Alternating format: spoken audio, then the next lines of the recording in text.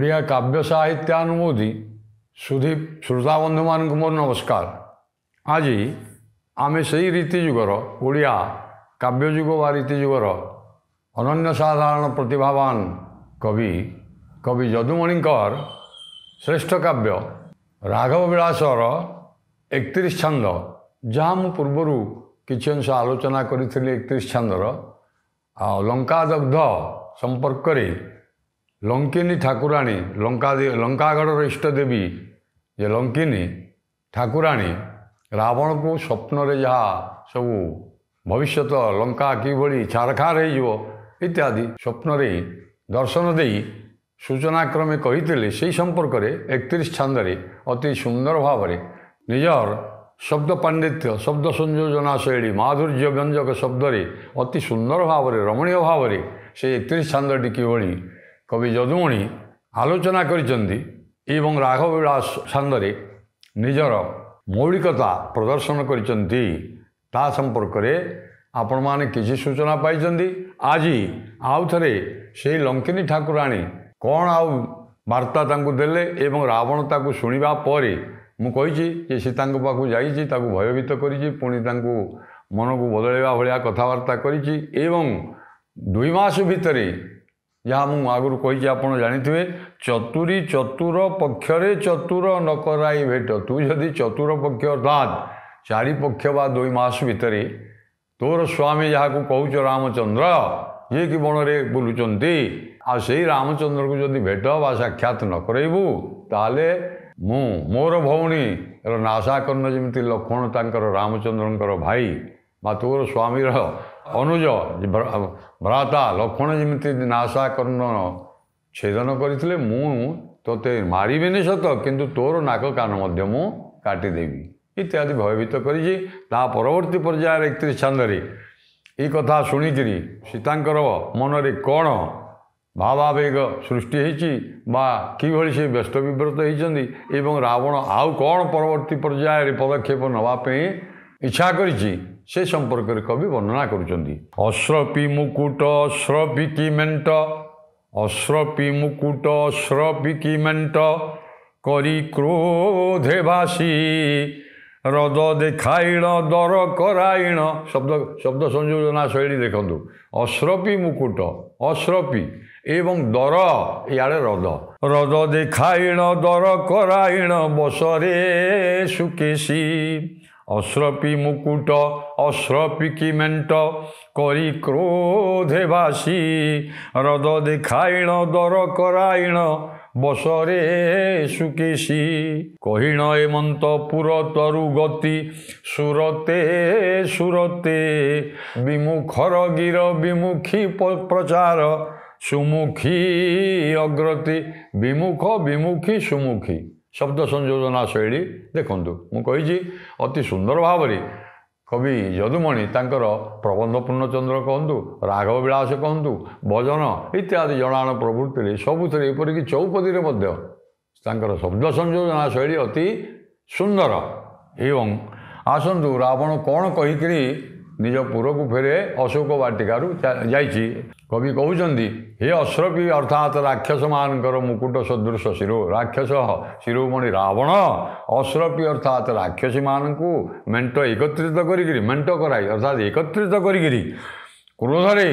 କହୁଛି, ରଦ ଦେଖାଇଣ। ତୁମକୁ ମୁଁ ବାରମ୍ବାର କହିଛି, ରାକ୍ଷସମାନଙ୍କୁ ସମ୍ବୋଧନ କରି କହୁଛି, ତୁମକୁ ମୁଁ ବାରମ୍ବାର କହିଛି ଯେ ତାକୁ ଯେତେ ପ୍ରକାର ଭୟଭୀତ କରାଇପାରିବ। ରଦ ବୋଇଲେ ଦାନ୍ତ ଦେଖେଇକି, ଦାନ୍ତ କଡ଼ମଡ଼ କରି ତାକୁ ଭୟଭୀତ କରାଇବ ଏବଂ ଦର ଅର୍ଥାତ୍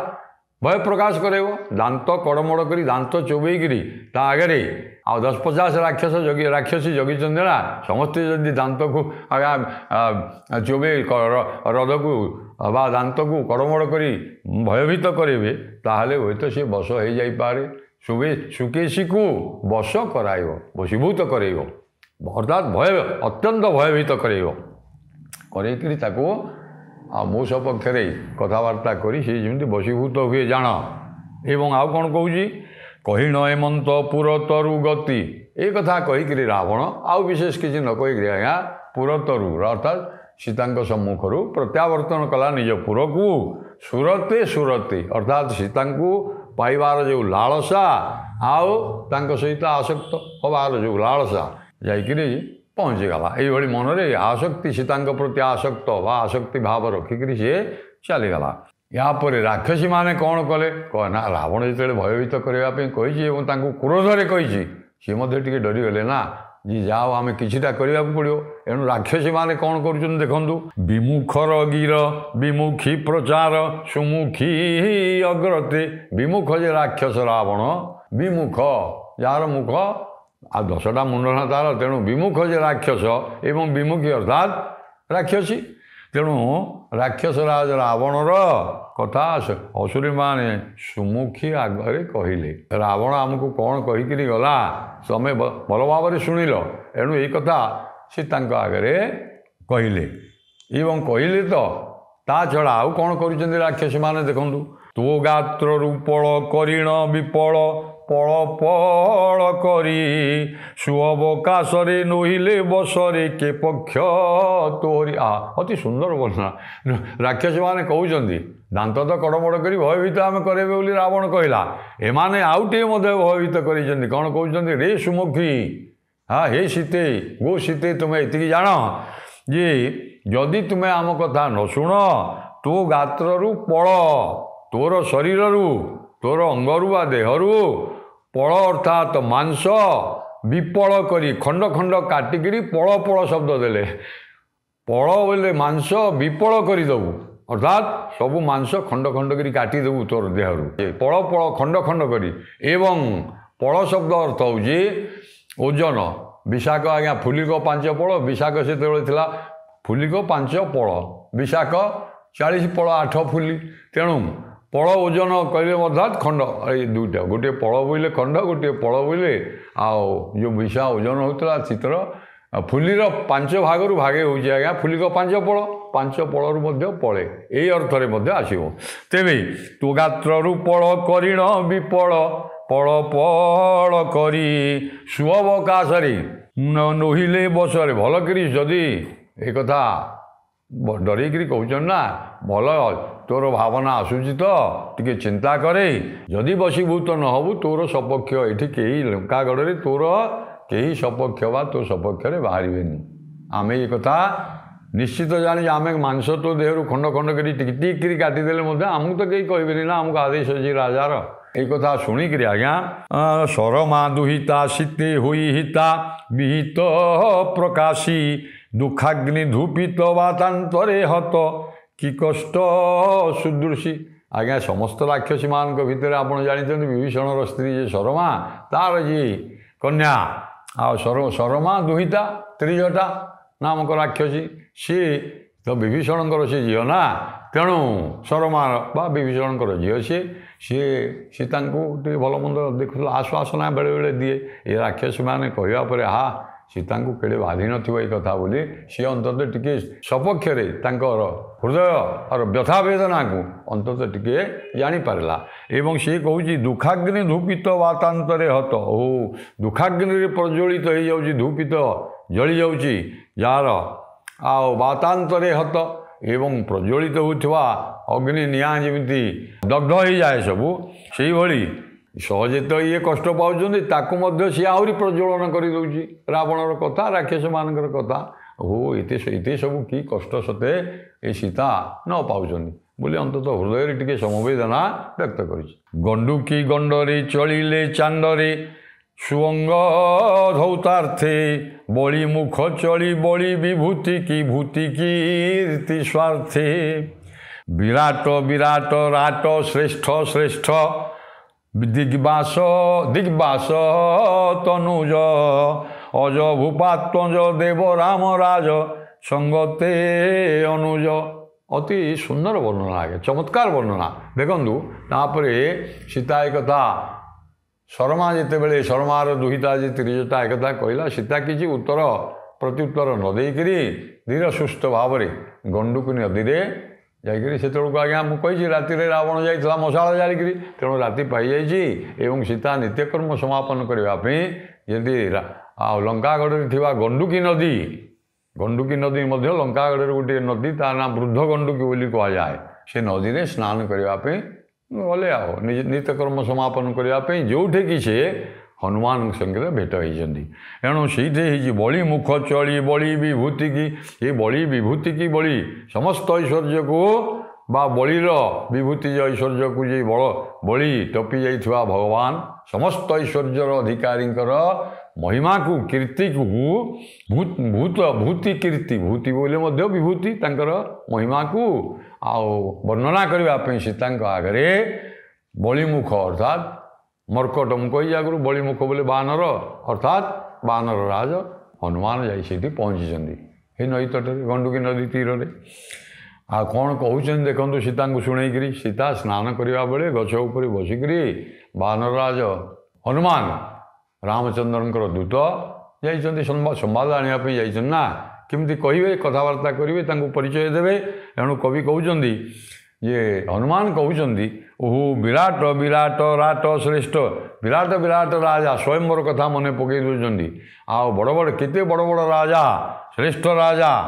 ଏବଂ କିଭଳି ରାଜା ସେମାନେ ନା ଦିଗ୍ବାସ ତନୁଜ, ଦିଗ୍ବାସ ଯେ ଦିଗ ହେଉଛି ଅର୍ଥାତ୍ ଦିଗମ୍ବର,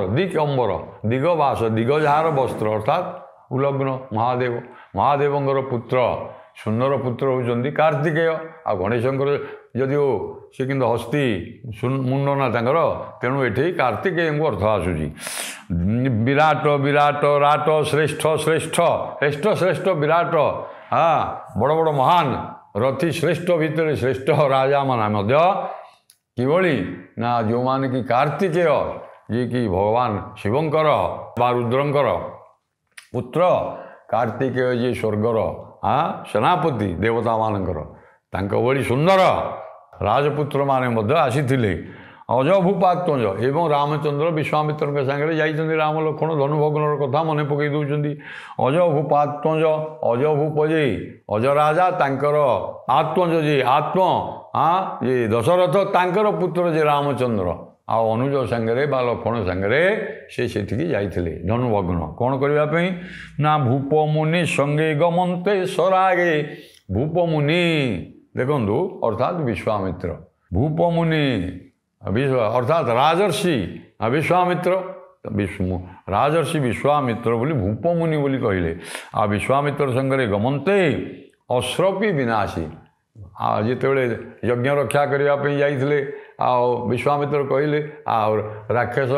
ମାନେ ଯଜ୍ଞ ଭଗ୍ନ କରୁଛନ୍ତି, ମୁଁ ଆପଣଙ୍କର ପୁତ୍ରମାନଙ୍କୁ ନେବି ଇତ୍ୟାଦି, ସେ ବିଷୟ ମୁଁ ବିଶେଷ କହୁନି। ଆଉ ବିଶ୍ୱାମିତ୍ରଙ୍କ ସାଙ୍ଗରେ ଅଶ୍ରପି ବିନାଶିବା ପାଇଁ ବା ରାକ୍ଷସୀ ବିନାଶିବା ପାଇଁ ଯାଇଥିଲେ। ବାଟରେ ଆଜ୍ଞା ଯାଉଥିବା ସମୟରେ ତାଡ଼କୀକୁ ମାରିଥିଲେ, ତାଡ଼କାବଧ ପ୍ରସଙ୍ଗ। ତାଙ୍କ ମୁଖ ରଖି, ତାଙ୍କର ମୁଖ ଅର୍ଥାତ୍ ଯଜ୍ଞ, ତାଙ୍କର ଯଜ୍ଞ ରକ୍ଷା କଲେ। ଆଉ ଅଶ୍ରପି ଯେ ତାଡ଼କୀ ବା ତାଡ଼କାକୁ ବିନାଶ କରିଥିଲେ ଏବଂ ଶିଳାକୁ ସୁମୁଖୀ କରିଥିଲେ। ଶିଳା ଯେ ପାଷାଣୀ ଅହଲ୍ୟା, ମୁଁ ସୂଚନା କ୍ରମେ ଖାଲି ଏତିକି କହିଦେଉଛି, ଶିଳାକୁ ସୁମୁଖୀରେ ପରିଣତ କରିଥିଲେ। ଅର୍ଥାତ୍ ଶିଳା ହେଇକରି ଅଭିଶାପଗ୍ରସ୍ତ ହେଇକରି ଗୌତମ ଋଷିଙ୍କ ଦ୍ୱାରା ଅହଲ୍ୟା ତାଙ୍କର ପତ୍ନୀ ଶିଳା ହେଇକରି ପଡ଼ିଥିଲେ, ପଥର ପାଷାଣୀ ହେଇକରି ତାଙ୍କୁ ତାଙ୍କର ପାଦ ବାଜନ୍ତେ ସେ ନାରୀ ହେଇଗଲେ ଇତ୍ୟାଦି। ଆଉ ଅଶ୍ରପି ବିନାଶୀ ଏବଂ ଶିଳାକୁ ସୁମୁଖୀ ଶ୍ରୁତିଧାର ଅର୍ଥାତ୍ ଗଙ୍ଗା ନଦୀକୁ, ଗଙ୍ଗା ପାର ହେଇକରି ଆପଣମାନେ ଯାଇଛନ୍ତି, ତାଙ୍କୁ ମଧ୍ୟ ସନ୍ତୋଷ ବିଧାନ କରିଥିଲେ ଗଙ୍ଗାଙ୍କୁ। ଏବଂ ତୁ ପିତା ପ୍ରଦତ୍ତ ପଣ କରିହତ, ଏହିପରି ମିଥିଳାକୁ ଯାତ୍ରା କରିଥିଲେ ଆଜ୍ଞା। ମିଥିଳାରେ ଯାଇକରି ପହଞ୍ଚି ଯାଇଥିଲେ ବିଶ୍ୱାମିତ୍ରଙ୍କ ସହିତ। ତାଡ଼କୀବଦ୍ଧ ଯଜ୍ଞ ରକ୍ଷା ଏବଂ ଏହାପରେ ଅହଲ୍ୟା ପାଷାଣୀକୁ ମୁକ୍ତ, ଅହଲ୍ୟାଙ୍କୁ ମୁକ୍ତି ଏ ପ୍ରଦାନ କରିକିରି ଗଙ୍ଗା ନଦୀରେ ନୌକାରେ ଯାଇଥିଲେ। ଅତି ସୁନ୍ଦର ବୈଦେହୀଶ ବିଳାସରେ ଭଞ୍ଜ ଲେଖିଛନ୍ତି, ନାଇଁ କି ଆପଣମାନେ ଜାଣିଛନ୍ତି। ଗଙ୍ଗାରେ ନୌଯାତ୍ରା ଓ ରାଗ ବିଳାସରେ ମଧ୍ୟ ଅନୁରୂପ ଭାବରେ ସେଇ ଗଙ୍ଗାରେ ନୌଯାତ୍ରା ବର୍ଣ୍ଣନା ହେଇଛି। ତେବେ ମୁଁ ସେ ବିଷୟରେ ନ କହିକିରି କହୁଛି ଯେ ଶ୍ରୁତିଧାର ଯେହେତୁ ଗଙ୍ଗାଙ୍କର ସନ୍ତୋଷ ବିଧାନ କରିକିରି ତୋ ପିତା ପ୍ରଦତ୍ତ ପଣ, ରାମ ଲକ୍ଷ୍ମଣ ଯେତେବେଳେ ମିଥିଳାରେ ପ୍ରବେଶ ହେଲେ, ଧନୁ ତୋ ପିତା ଯିଏ ଜନକ ରାଜା ଯେଉଁ ପଣ କରିଥିଲେ ନା କ'ଣ ନା ଧନୁଭଗ୍ନ ପଣ, ମୋ ଯିଏ ଧନ ଏ ଶିବଧନୁକୁ ଯିଏ ଭଗ୍ନ କରିବ, ମୋର ଦୁହିତା ସୀତାଙ୍କୁ ସେ ବିବାହ କରିବ। ଏଇ ଯେଉଁ ପଣକୁ ହତ କରିଥିଲେ, ଯିଏ ଧନୁଭଗ୍ନ କରିକିରି ପଣକୁ ବିନାଶ କରିଥିଲେ ବା ନାଶ କରିଥିଲେ। କ୍ରୀଡ଼ା କରିହତ କ୍ରୀଡ଼ା ଅନ୍ତରେଣ ପରିଣତ ପରିଣୟାନ୍ତରେ, ଏବଂ ତାଙ୍କୁ ये सब अवलीलाक्रमे जे धनुभग्न करी तुमको विवाह करथिले आनंद लाभ करथिले सेही बेले सीता विवाह आप गो सीते माते बा ए माता सीते आओ एक कथाटा हनुमान सूचई दौरान आपण को विवाह परिणय सूत्र आबद्ध होता आपण संगे श्री रामचंद्र आउ कौन करथिले कवि वर्णना कर देखो आसतु शुणा सूरजरे युक्त त्रिनेत्र संभूत स्वराद्य वर्ण को उपसर्ग करी चतुर्थ वर्गर त्रिवर्ण पुर युक्त को तासुत विख्यात गर्व करी हत तासुत विख्यात गर्व करी हत अंते वर्णाश्रम महिया संगत लक्षण नाम तो करे धन चमत्कार वर्णना अति उच्च कोटिर वर्णना आज्ञा ये अर्थ गौरव आम कहीजे जमी उपमा भंजवीर से तस्व अर्चार्थ गौरवम सेमती ये स्थल विशेष रागविलास अनुरूप भाव में कवि जदुमणिकर मध्य से शब्द पांडित्य एवं अर्थ गौरव अति चमत्कार भाव में ये पदरे देखु सूरजरी युक्त त्रिनेत्र संभूत स्वराद्य वर्ण को उपसर्ग करी चतुर्थ वर्गर त्रिवर्ण युक्त को कले कौन हम ना ता सुत विख्यात गर्व करी आपण हत कर जमदग्निकर पुत्र परशुरामकर बाटरे आसवा बेले सीता धरिक जो अयोध्या को आसुले प्रत्यावर्तन करुले हाँ नववधू सीता बह कर आसुले आज्ञा से बाटरे परशुराम भेट होकर युद्ध होता आपण मैंने जानते गर्व को हत करते गर्व विनाश करते से प्रसंग को ये जमदग्निकर पुत्र ये परशुराम यही कथाटी कहवा केते सुंदर शब्द संयोजना कराई देखु शाब्दिक शब्द श्लेष भितर अर्थ बाहर तेणु अभिमन्यु सामंत सिंहार से कहते थोके स्थल हेब द्राक्षा गुड़कृत पाक सरल सावलील गुड़ द्राक्षा भाया थोके स्थल नारिकेल खरजूर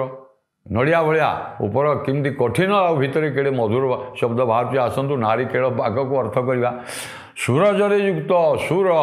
हाँ सूर सूर्योर जमादित्य सूर्य ना हूँ सूर सूर बोले देवता सूर्य बोले देवता सूर अर्थ हूँ सूर्य हाँ एणु सूरजरे युक्त ठारू जात अर्थात सूर्य ठारू जात होती जम एवं जमी जमुना तेणु जम सूर्य ठारू जात होता जम हाँ सूरजरे युक्त त्रिनेत्र अर्थात जम शब्द जमदग्निर जम शब्द आसला सूरज अर्थात जम त्रिनेत्र त्रिनेत्र अर्थात मुंड उपर जो थाए शिवंकर कहतु दुर्गांकर कहतु दायी सुवर्ण वर्णाभान त्रिनेत्रांग बा त्रिनेत्र चतुर्भुज शिव तेणु तांकर जो तृतीय नेत्र हूँ अग्निनेत्र तेणु अग्निया शब्द अथवा जमदग्नि शब्द को केमी अणा जाऊँगी देखु जम शब्द आसला सूरजरु एवं त्रिनेत्र संभूत त्रिनेत्र आसला अग्नि शब्द स्वराद्य वर्ण को अग्निर आद्य वर्ण हूँ स्वर वर्ण अर्थात अग्नि ताले स्वराद्य वर्ण को उपसर्ग करी चतुर्थ वर्ग कौन है क च ट त प ये है पांचोटी वर्ग 25टा वर्ण क ख ग घ च छ थ थ ट ठ ड ढ त थ द ध न ताले यार तृतीय वर्ण चतुर्थ वर्गर तृतीय वर्ण हूँ द त थ द देखु केते शब्द संयोजना वा शब्द श्लेष और चमत्कार अर्थ गौरव एमती बाहर ये शब्द साधारण लोक करें तेणु तो सी प्रथम कहीदे 34 छंदे गुणी गणाग्रणी गण्य पाणिनि रे जे प्रवीण आ शब्दालंकार प्रवृत्ति बा शब्दशास्त्र रे जे विचक्षण पांडित्य अच्छे यार सी ये छांद को विवेचना करूँ मुझे विषय कहूनी जो 34 छंद आलोचना करवा कहवा विशद भाव तेणु उपसर्ग करी चतुर्थ वर्ग मु कहली चतुर्थ वर्ग हूँ त वर्ग त थ द तार तृतीय वर्ण हूँ द तेणु अजागार अर्थात स्वराद्य जो थिला आपण अग्नि जगार द वर्ण को जोग कले जमदग्नि शब्द आसीगला जमदग्नि ता सुत अर्थात परशुराम देखु केड़े चमत्कार शब्द बाहरीगला परशुराम शब्द तासुत विख्यात गर्व करी तासुत विख्यात ये परशुराम क्षत्रिय को जी 21 थर आप जानते धरा पृष्ठरू युद्ध करी समस्त क्षत्रिय मान संगे युद्ध करते इत्यादि निपात करते 21 थर तार गर्भ को हत करी बाटर आसवा समय सीता को धरिकी अंते वर्णाश्रम परशुराम गर्भ हत करते कला हरण किभली करते इत्यादि विषय मुझे विशेष कहूनी वर्णाश्रम अर्थात गृहस्थाश्रम किसी दिन सीता सहित अयोध्या रही गृहस्थाश्रम बा वर्णाश्रम एवं आउे करते कौन हो परवर्ती घटना चुंबक किए कहूँ आज्ञा मन रखि था बुढ़ा कौन गंडुकी नदी रे स्नान करने जाइवा सीता को गछ उपरे सिंसपा वृक्षर विश्वनाथ खुंटिया लिखिं सिंसपा वृक्षर डाले हनु मने मने भाड़े इत्यादि से जो गचरे बसी डाल वृक्ष शाखार ये कथा सूचेक कहीदे सीता को मन पकई दौरान महिजा संगत लक्षण नाम तो करे धनुर्बाण महिजा संगत महिजा जी धरित्री जात होती भूमिजा बा महिजा होती सीता सीता को लक्षण को धरिक रामचंद्र किसी दिन गृहस्थाश्रम करने पितृसत्य पालन करने वनवास जाते तद विषय आपण मैंने जानते आ लक्षण ना सीता एवं लक्षण सांगे धरिक लक्षण धनुर्बाण धरिक केमती पर्णकुटीर बा कुड़िया पाखे धनुर्बाण धरिक जगी आ रामचंद्र सीता चित्रकूट दंडकारण्य पंचवटी इत्यादि स्थान में विभिन्न पुलिस से विषय कर सूचनाक्रमे कहीदे महिजा संगत लक्षण नाम तो करे धनुर्बाण भग्नि देवारिश स्वाहा करुनाश दंडके दंडके तुम्भंकु आणंते किश ईश मित्रे चार चतुर्दिगे ये सबुड़िक आज्ञा अर्थ गौरव चमत्कारिता देखु महिजा संग गला लक्षण को धरिकी तो गले सीता सांगे वनवासर कथा कहते कवि कहते दंडकारण्य जिते आज्ञा जाकि पहुँचती पंचवटी आश्रम कर दंडकारण्य पंचवटी भग्नि देवारिश देवारिश अर्थात देवतांकर अरी तार ईश देवारी अर्थात देवता देवता मानकर अरी अर्थात शत्रु ये ईश तांकर राक्षस राज रावण तार भग्नि भग्नि देवारिश अर्थात भौणी देवारिश रावणर भौणी आपण को श्रोहा करू कौन से इच्छा करिथिला अति चमत्कार भाव में आज्ञा वैदेश विलास कवि सम्राट उपेन्द्र भंज लिखिं रावणर भौणी सीता रामचंद्र सौंदर्य मुग्ध होकर कौन तांको भिक्षा करिथिला बसीभूत होई तब शोभा को चाही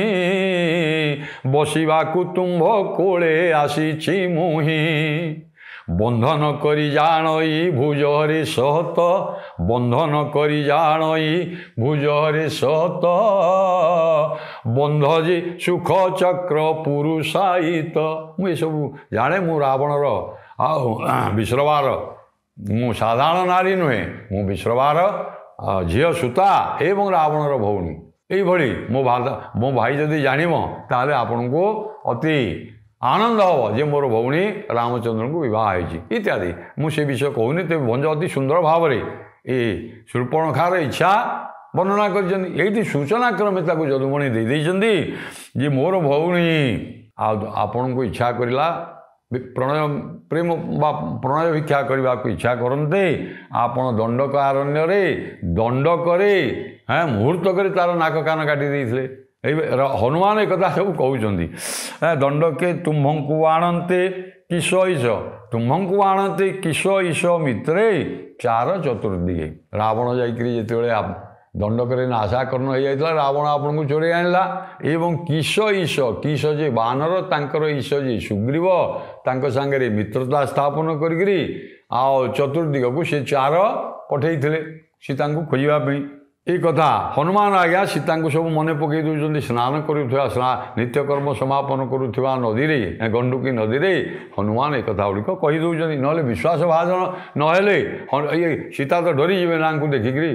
अरे कौन मांकटे हला डे पड़ो गच तलू आप डरीजे ना ना साधारण लोक तो आम डरवा आ सीता तो सी स्त्री लोक ना तेणु सी डरी जापारती मत भयभीत हो जाती तेणु मुझे एगुड़िक कथा कहले सी अंत जानवे जो हो जहाँ हो रामचंद्र कर्तृत्व कौन सी गोटे दूत बा किए जड़े आसी मत संधान करने अंत आश्वासना हम विश्वास भाजन हम एणु अंचलु चंचल अनामिका शोभा देखी ଦେଖିତିପାତ ଶୁକେଇ ଗଲେ ବୁଢ଼ୀ ହାନାଥ ଉଚ୍ଚାରି ହୃଦ ପଙ୍କିଳତ ତୁମକୁ ଆଣ ଦେବ ଅଞ୍ଚଳୁ ଏହା କହିକିରି ହନୁମାନ ଏଇ ବିଷୟ ସବୁ ଟିକେ ସୂଚନା କ୍ରମେ କହିକିରି ଆଜ୍ଞା ସୀତାମାତାଙ୍କ